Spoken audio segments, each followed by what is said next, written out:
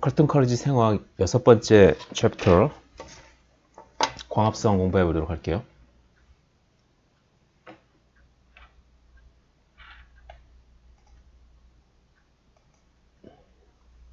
자, 광합성의 에너지는 바로 핵융합, 태양의 핵융합 에너지에서 오죠. 사실 광합성은 합성이니까 생체 분자 합성 파트에 넣으려다가 에너지를 얻는 과정이라는 면에서 탄수화물 대사 뒤에 넣는 게 맞을 것 같아서 이 챕터에서 광합성을 통해서 생물이 에너지를 얻는 과정을 대해서 공부해 보도록 해요. 자, 이 챕터에서는 우리 식물세포의 소기관, 엽록체에서 일어나는 광합성에 대해서 공부해 보자.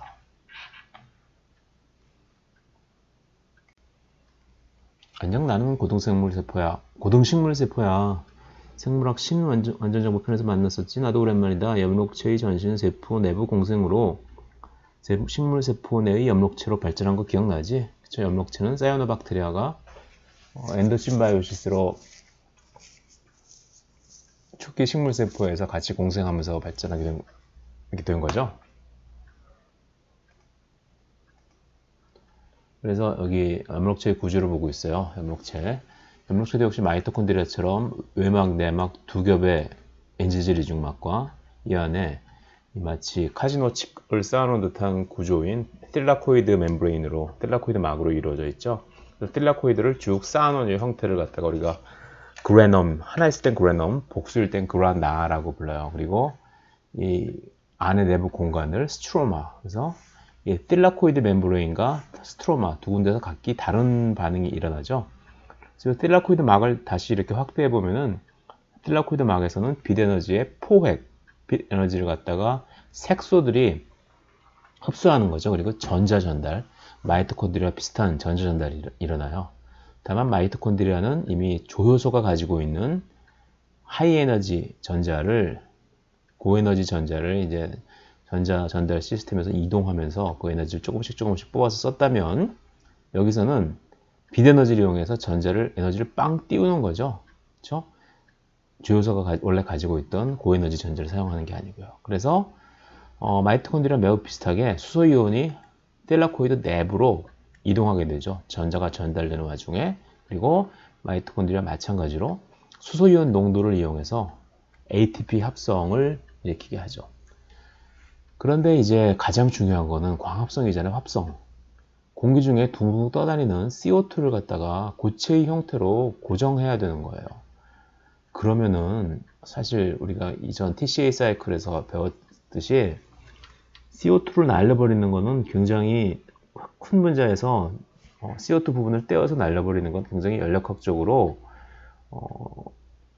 하기 쉬운 반응이죠. 그래서 CO2 형태로 특정 분자의 일정 부분이 날아가게 되면은 그 무질서도가 증가하게 되니까 자유에너지가 감소하는 방향, 즉 자발적인 반응으로 진행되겠죠. 그런데 언뜻 생각해 보아도 공중에 떠다니는 CO2를 갖다 고정하려면 에너지가 많이 들 것 같잖아요. 그렇죠?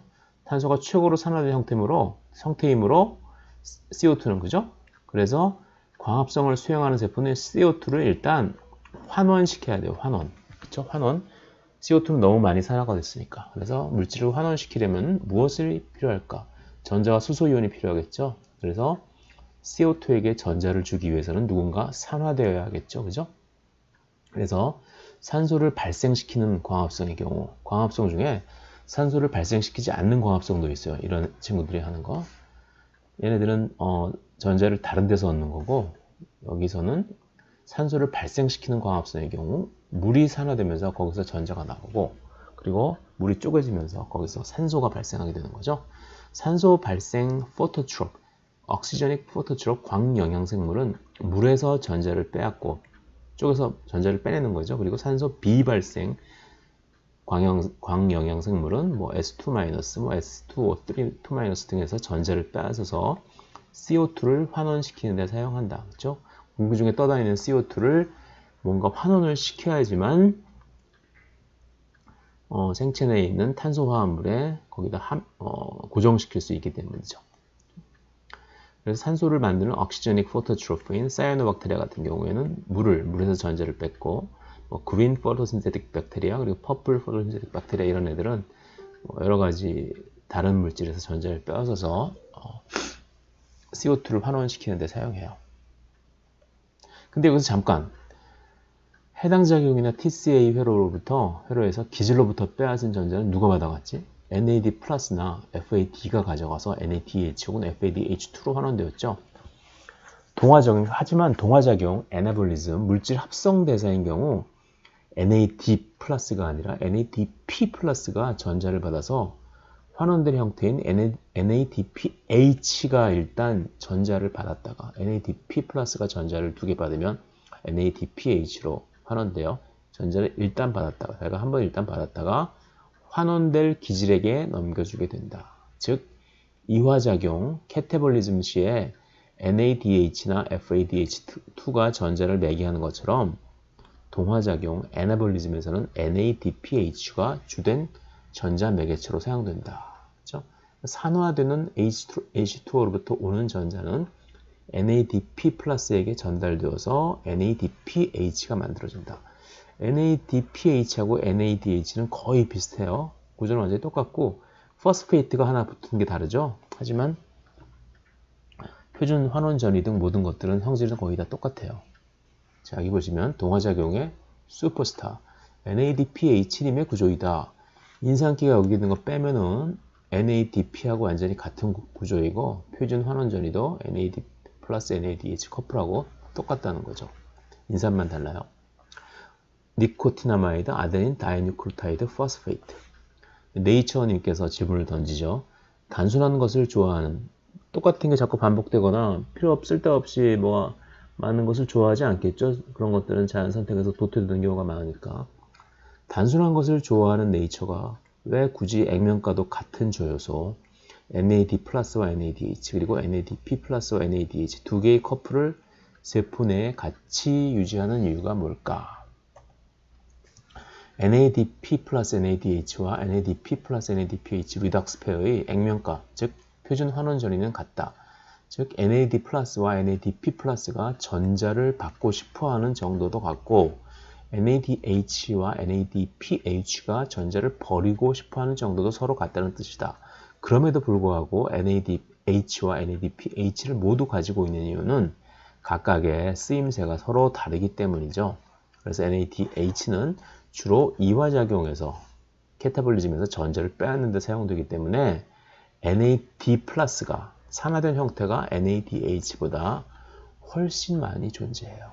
반면 NADPH는 동화작용에서 애나볼리즘에서 전자를 주기 위해서 쓰이기 때문에 리덕스 페어 중에서 NADPH가 NADP 플러스보다 훨씬 많이 존재해요.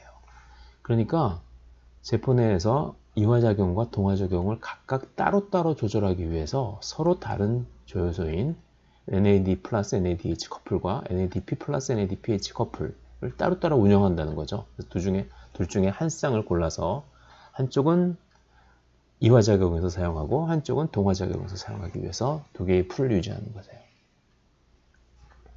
그러면 이제 광합성의 첫 번째 스테이지인 광의존적 반응에 대해서 공부해 보도록 할게요. 광의존적 반응. 자, 앞 강의에서 광합성을 통해 공기 중에 떠다니는 CO2를 환원시켜서 탄수화물을 합성하기 위해서는 환원 반응에 쓰이는 조효소 NADPH가 필요하다는 것을 배웠지. 그렇다면 이제 광합성의 전반전인 광의존적 반응. 예전엔 명반응이라고 부르는 책들도 많이 있었죠. 명반응. 빛이 필요하니까. 그렇죠? 광의존적 반응을 통해서 H2O에서 빼앗은 전자를 활성화시켜서 빛 에너지로 활성화시켜서 NADPH를 만드는 과정에 대해 공부해보자.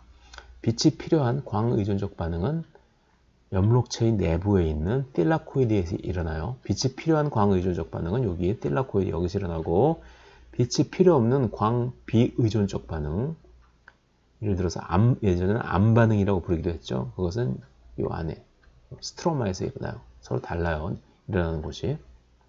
그래서 염록체가 없는, 아니 몸 전체가 하나의 염록체인 단세포 광합성 박테리아는 광합성 생체막 포로신테릭 멤브레인이라는 세포막이 세포 내부로 합입되어서 만들어진 구조를 가지고 있고 이것을 틸라코이드처럼 이용해서 광합성을 수행한다는 거죠. 그래서 이게 틸라코이드, 우리 아까 그 카지노 칩처럼 쌓였던 그런 구조 중에 하나. 여기 뭐 찌그러뜨린 그 중국식 공갈 호빵처럼 이렇게 생각하시면 돼요. 구조가 안에 비어 있죠. 그 하나를 지금 그려놓은 거예요. 틸라코이드 막 표면에는 저렇게 빛 에너지를 포집하는 광계, 포토 시스템. 번역을 해서 광계라고 했는데 약간 좀 어감이 안 좋죠. 어쨌든 광계가 존재한다. 포토 시스템이 존재해요. 각 광계에는 왼쪽에 위키피디아에서 따온 그림과 같이 색소. 여러분들 어떤 화학물의 구조를 볼 때 이렇게 뭐 링 구조가 있고 이중결합이 많이 있고 그러면 이것들은 특정 파장의 빛을 흡수하는 색소라고 생각하시면 돼요. 가 존재해서 빛 에너지를 포집한다. 그래서 나는 여기 그 얘기를 하고 있죠. 나는 광계에 존재하는 색소들 중 가장 대표적인 클로로필 이외에도 뭐 카로테노이드, 뭐 주황색을 내는 색소, 베타카로틴, 루테인과 파이코빌린 등의 액세서리 색소가 있다. 사실 클로로필이 엽록소가 가장 대표적인 색소이죠. 클로로필 이건 A고요. B는 이 부분이 CH3가 아니라 알데하이드 기를 가지고 있어요. 그 차이예요. 그 단순한 차이요. 단순한 차이가 약간 성질을 다르게 하죠. 보시다시피 이게 이제 보남파초 노주발 파장이에요. 보라색이 파장이 가장 짧고 빨간색이 파장이 가장 길죠. 가시광선 중에서 보시다시피 주로 파란색, 블루와 붉은색 레드 계열의 빛을 흡수하고 흡광도죠. 높으면 흡수를 더 많이 한다는 거죠. 클로로필 A하고 클로로필 B는 아까 그 메틸 그룹과 알데하이드 그룹의 차이 때문에 이렇게 흡광도에서 약간의 차이를 보여요. 근데 둘 다 동시에 초록색 빛은 반사하므로 이 초록색 빛은 흡수를 안 하죠. 흡수를 안 하니까 얘만 반사하니까 우리 눈에는 초록색으로 보이는 거죠. 클로로필 A하고 클로로필 B가 붉은색과 파란색 계열의 빛을 흡수하고 초록색은 반사하기 때문에 클로로필 A하고 B가 초록색으로 보이고 클로로필 A가 B가 초록색으로 보이기 때문에 엽록체가 초록색으로 보여서 식물의 잎사귀 등이 초록색으로 보이는 거죠. 그래서 다시 이제 광계, 아까 여기 틸라코이드 멤브레인에 여기 붙어있던 요 피자 위에 붙어있는 살라미 같이 생긴 그 구조를 지금 확대한 거예요. 클로로필 위에 다른 액세서리 색소들은 다른 파장의 빛을 흡수한다. 자, 베타카로틴 주황색이죠. 그래서 붉은색 계열도 반사해서 주황색으로 보인다. 거기 광계고요. 요 아까 살라미처럼 생겼다고 하는 거. 그 살라미 자세히 보시면 거기 이제 고기에서 지방 조직에서 유래된 이제 기름 덩어리 이렇게 보이죠. 그것처럼 그 안에 동그란 구조를 가지고 있는 게 안테나 시스템이에요. 광계가 여러 가지 안테나 시스템을 가지고 있고요. 반응 중심, 리액션 센터인데 거기에 클로로필이 있어요. 클로로필 A하고 클로로필 B가 있는데 이 반응 중심에 존재하는 클로로필에서 전자를 뽑아내려면 넘치지도 모자라지도 않는 딱 얘를 활성화시키기에 딱 적당한 에너지의 양이 필요해요. 그래서 이걸 잘 이해하기 힘들어 하시는 분들이 있는데 여기 읽어볼게요. 광계의 안테나 시스템에 존재하는 색소들은 빛 에너지를 받아들여요. 당연히 받아들이겠죠. 그런데 에너지는 이 초록색 안테나 시스템 사이를 퐁당퐁당 에너지가 이렇게 전이 되는 거예요. 퐁당퐁당 뛰어다니는 거예요. 퐁당퐁당 뛰어서 전달되다가 에너지의 양이 아무래도 이렇게 전달되면서 조금씩 로스가 있겠죠. 좀 줄어들겠죠. 점점 줄어들다가 에너지의 양이 이 반응 중심에서 여기서 클로로필 반응 중심에 있는 클로로필에서 엽록소에서 전자를 뽑아낼 수 있는 수준에 딱 맞게 줄어들면 예를 들어서 에너지가 뭐 1000이라고 하면은 뭐 995, 뭐 990, 985, 980 딱 줄어들면 980일에 해당하는 양의 여기 에너지가 되었을 때 딱 전자가 뛰어나갈 수 있도록 세팅이 되어 있어요. 그래서 에너지 양이 이렇게 그 빛 에너지가 이렇게 막 왔다 갔다 뛰어다닌다는 의미가 바로 그거예요. 안테나 시스템에 특히 반응 중심에 있는 클로로필로부터 전자를 활성화시킬 수 있는 에너지까지 딱 맞추기 위해서 딱 맞게 줄어든다는 것이 중요한 거예요. 넘치지도 모자라지도 않는 그 에너지의 양이 필요한 것이죠. 자, 이건 뭐 넘어가도록 할게요. 자, 근데 관계는 포토 시스템 2와 관계 1, 포토 시스템 1이 있어요. 자, 왼쪽에 있는 게 포토 시스템 2고요. 오른쪽에 있는 게 포토 시스템 1이에요. 실제로 빛 에너지가 먼저 때려서 전자가 뿅 하고 활성화되는 곳은 관계, 포토시스템 2가 먼저 활성화돼요. 하지만 포토시스템 2가 나중에 발견되었기 때문에 이름은 포토시스템 2라고 지어졌고요. 먼저 발견된 포토시스템 1의 이름을 먼저 가져갔어요. 그래서 약간 헷갈리는데 포토시스템 2에서 먼저 빛에너지에 의해서 반응 중심 리액션 센터에서 전자가 활성화된다고 생각하시면 돼요. 전자가 마치 무슨 뭐 로켓처럼 쭉 올라가는 것처럼 만화적으로 표시를 하고 많은 책에서도 아마 이렇게 그렸을 거예요. 하지만 이건 공간적으로 이동한다는 것이 아니라 전자의 에너지 준위가 올라간다는 거죠.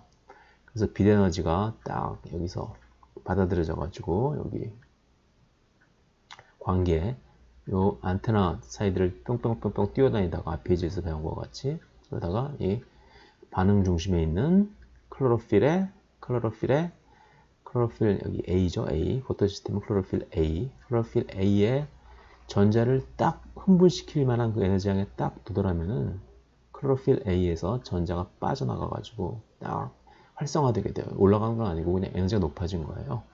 자, 그래서 여기서 Y축은 에너지 준위예요. 실제 공간을 의미하는 것이 아니고. 그래서 반응 중심의 클로로필 A에서 전자가 빠져나가게 되면 구멍이 생겼죠? 그 전자를 다시 어디선가 보충을 해야지 이 시스템이 계속 돌아가겠죠? 모든 생화학 시스템이 다 그래요. 누구 하나 비면 거기를 채워야 되는 거죠. 그 전자를 어디서 가져오나? 물을 쪼개서 가져온다. 물을 쪼개서 산소와 수소이온으로 쪼개고 여기서 전자 두 개를 얻어가지고 얘를 클로로필 A의 빈자리에다가 채운다. 보충한다는 거죠. 그래서 전자가 흥분했어요. 관계 2에서 빛 에너지를 받고 흥분했다.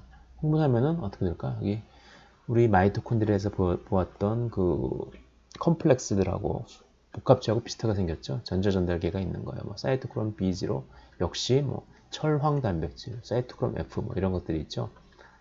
여기서 전자를 전달하면서 에너지가 조금씩 줄어들겠죠.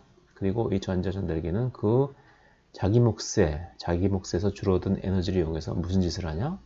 수소 이온을 이동시키겠죠. 수소 이온을 이번에는 틸라코이드 외부에서, 자, 열명체가 이렇게 있으면 여기 틸라코이드 있죠. 틸라코이드 외부에서 틸라코이드 안쪽으로 수소 이온을 이동시킨다. 수소 이온 농도가 틸라코이드 안쪽에 높아지는 거죠. 즉 틸라코이드 안쪽에 pH가 낮아지는 거죠. 그리고 한 번 더 여기 PC라는 물질을 통과해서 전자가 이번에는 포토시스템 1으로 옮겨지게 돼요. 포토시스템 1에는 이 전자가 들어갈 빈자리가 있어야 되는데 그 빈자리는 어떻게 생기냐? 역시 또 빛 에너지를 받고 이번엔 680나노미터가 아닌 포토시스템 1은 700나노미터의 빛을 받으면 흥분해요. 그래서 역시 또 에너지가 뿅뿅뿅 튀어다니다가 포토시스템 1의 반응 중심에 클로로필 A를 딱 활성화시킬 정도의 양에 도달하면 클로로필 A가 가지고 있던 전자가 뿅 하고 올라가서 에너지 준위가 올라가는 거죠. 역시 또 여러 가지 전자 전달계에 의해서 에너지를 조금씩 뺏기다가 최종적으로 페레독신 이름이 뭐 철이 들어갈 수 있을 거, 철이 들어가 있는 것 같고 레덕신 산화 환원을 뭐 도와주는 그런 단백질 같죠. 페레독신을 통해서 전자가 누구에게 전달된다? NADP 플러스에게 전달되어서 전자를 받고 수소이온을 받아서 NADPH라는 환원된 조효소가 만들어져요. 이 환원된 조효소가 어디에 필요하다? 나중에 2차 라운드 광비의존적 반응에서 소위 암반응이라고 하는 반응에서 CO2를 고정시키기 위해서 CO2를 환원시키기 위해서 환원력이 필요한 거죠. 그래서 NADPH가 만들어지는 거죠. 또 환원시키고 또 얘를 작은 분자를 붙여서 커다란 분자를 만들려면 뭐가 필요하겠어요? ATP 에너지가 필요하겠죠? ATP 에너지는 누가 만들어준다? 여기 저장된 수소이온 농도 기울기를 통해서 역시 F0, F1 ATPase와 유사한 물질이 ATP를 만들어준다는 거예요. 미토콘드리아의 전자전달계와 유사한 메커니즘으로 수소이온을 틸라코이드 외부에서 틸라코이드 내부 루멘으로 이동시킨다. 윗그림은 전자가 관계 밖으로 튀어나가는 것처럼 그렸지만 전자의 에너지가 올라가는 것이고 실제로는 이 안에 존재하는 거 밖으로 빠져나가는 건 아니에요. 자, 전자의 빛 에너지를 받아가지고 물을 쪼개서 거기서 전자를 뽑아서 이 반응 중심의 클로로필의 빈 전자 자리를 채우고 거기서 나갔던 전자는 옆으로 전달되어서 전자 전달기를 지나면서 에너지가 점점 떨어지고 그때 그 에너지를 이용해서 수소이온을 외부에서 그라나에서 틸라코이드 내부로 이동시킨 다음 여기에 쌓여서 수소이온 농도 그레디언트가 생기고 그죠? 전자를 또 한 번 보내가지고 왜? 한 번 더 전자를 빵 비대위에서 활성화시켜야지 NADP에게 전자를 줘서 NADPH를 만들면 충분한 에너지가 생성되겠죠. 그래서 NADPH를 만들고 여기서 만든 수소이온 농도를 이용해서 이 ATPase를 통해서 밖으로 보내면서 ATP를 합성하게 된다. 그래서 관계 2, 관계 1, 사이토크롬 B, 사이토크롬 F 복합체 모두 이 틸라코이드 멤브레인에 박혀있는 인티그럴 프로테인 컴플렉스다. 결국은 빛 에너지를 틸라코이드 안팎의 수소이온 농도 차이에 의한 위치 에너지로 전환시켜서 ATP를 합성한다는 것이다. 미토콘드리아 비슷하죠? 관계 2와 관계 1 그리고 사이토크롬 B, 사이토크롬 F 복합체를 통한 전자 전달은 너무 복잡하니까 자세한 설명은 생략한다. 여러 종류의 사이토크롬, 퀴논, 철황 단백질들이 관여한다. 중요한 NADPH와 ATP를 만드는 복합체만 공부해보자. 그런데 H2O로부터 전자를 빼앗는 것은 관계 2고 NADP 플러스에게 전자를 전달해서 NADPH를 만드는 것은 관계 1인데 1하고 2하고 이름 순서가 바뀐 듯해요. 전자의 흐름 순서가 아니고 발견된 순서. 아까 얘기했죠. 관계 1이 2보다 먼저 발견되었기 때문에. 역시 ATP와 NADH가 만들어진 메커니즘이 제일 중요하죠. 더 이상의 자세한 설명은 생략하지만 ATP와 NADPH를 만드는 과정만 설명드리겠어요. 제가 존경하는 김성모 작가님, 요즘 뭐 여러 가지로 많이 온라인 웹툰 시절에 많이 힘드신데 좀 많이 좀 응원해드렸으면 좋겠어요. 자, 페레독신 NADP 플러스 리덕테이즈 이게 뭐냐? 관계에서 전자를 받아가지고 페레독신이 NADP를 환원시키는 거죠. 환원시키는 거예요. 페레독신 NADP 플러스 리덕테이즈 라는 관계원에서 흥분한 후 전자예요. 전자가 얘기하고 있어요. 여러 전자 전달 단백질을 통해서 전달된 전자. 그 다음에 페레독신, 철황 단백질 일종이에요. 페레독신이 관계원으로부터 전자를 받아서 NADP 플러스에게 전달하는데 이 반응을 촉매하는 게 페레독신 NADP 플러스 리덕테이즈라는 여기 있는 요 살색으로 그린 엔자임이에요. 그럼 드디어 NADPH가 만들어졌죠. NADPH 한 개 만들기 위해서 페레독신 2개에서 전자 하나씩 뺐고 NADH와 마찬가지로 NADPH에도 역시 수소이온이 하나밖에 안 들어가니까 더 정확하게 말하면 NAD 플러스와 마찬가지로 NADP 플러스도 수소이온은 하나밖에 안 들어가니까 열목체 스트로마에서 수소이온 하나를 사용한다. 전자 2개와 수소이온 하나를 받아서 NADPH가 만들어지는 거예요. 결국 스트로마의 pH는 틸라코이드 루멘에 비하여 상대적으로 증가하지. 왜? 여기서 수소이온이 없어져가지고 NADPH를 만드니까 이 스트로마는 수소이온의 농도가 줄어들겠죠? 수소이온의 농도가 줄어든다는 것은 pH가 증가하는 것이죠. 스트로마의 수소이온 이렇게 표시한 이유가 있어요. 그래서 페레독신이 산화되면서 전자를 NADP 플러스에게 넘겨줘서 NADPH가 생겨나게 된다. 그래서 H2O가 쪼개지는 거 이건 어디서 발생해요? 이건 루멘에서 발생하죠. 여기서 루멘에서 이 안에서 물이 쪼개지죠. 루멘 틸라코이드 멤브레인의 안쪽에서는 수소가 발생하고 그죠? 수소가 발생해요. 수소가 발생해서 빨갛게 표시했어요. 그리고 스트로마 요 바깥쪽 틸라코이드 멤브레인 요 바깥쪽에서는 수소이온이 없어지죠. 결국은 광의존적 반응에서 물 분자를 쪼개서 얻은 전자 2개를 최종적으로 NADP 플러스가 수용해서 NADPH로 환원된다. 이해됐죠? 이 와중에 틸라코이드 루멘에서는 물 분자가 쪼개지는 과정에서 틸라코이드 이 안쪽 이 쌓인 이 그라넘 안쪽 그죠? 여기서는 루멘에서는 수소이온이 생겨나고 물 분자가 쪼개지면서 반면에 이 바깥쪽 스트로마 이 바깥쪽에서는 수소이온이 없어지게 된다. 왜? NADPH를 만드니까. NADPH가 생성될 때 수소이온이 소비된다. 3번 게다가 사이토크롬 B, 사이토크롬 F 복합체에서 전자를 전달하는 과정에서 전자 전달기 있었죠. 그때 스트로마에 있던 수소이온이 이 루멘 안으로 들어오죠. 그래서 스트로마의 수소이온이 텔라코이드 루멘 안으로 수송되니까 결국 1번, 2번, 3번 모두 스트로마의 수소이온 농도를 줄이고 텔라코이드 루멘의 수소이온 농도를 늘리는 방향으로 진행되니까 결국 텔라코이드 루멘과 스트로마 사이에 수소이온 농도 기울기가 생성되게 된다는 거죠. 그래서 그 수소이온 농도 기울기를 이용해서 여기 CF0F1 복합체, 여기 C는 클로로플라스트에서 온 C예요. 엽록체의 C.